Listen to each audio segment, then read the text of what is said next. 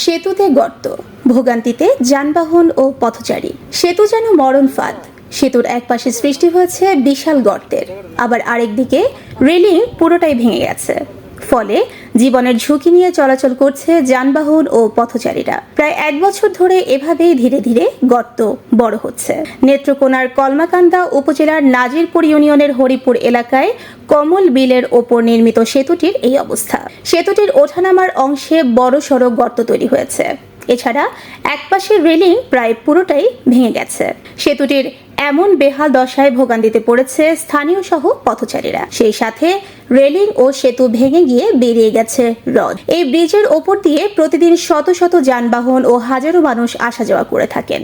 এমনকি স্কুল কলেজে পড়ুয়া প্রায় 2 শতাধিক শিক্ষার্থী যাতায়াত করে। সেতুটির এমন বেহাল দশায় ঝুঁকি নিয়ে চলাচল করছে ব্যাটারি চালিত অটোরিকশা, লরি গাড়ি, মাইক্রোবাস, সিএনজি ও মোটরসাইকেল। স্থানীয়দের অভিযোগ, প্রায় 1 বছর পার হলেও সেতুটির কোনো সংস্কার কাজ করেনি কর্তৃপক্ষ। প্রতিদিন এই সেতুর ওপর দিয়ে বিভিন্ন ধরনের যানবাহন চলাচল করছে। এছাড়াও অনেক সময় গর্তের কারণে দুর্ঘটনা ঘটছে। তাই দ্রুত সেতু সংস্কারের দাবি স্থানীয়দের।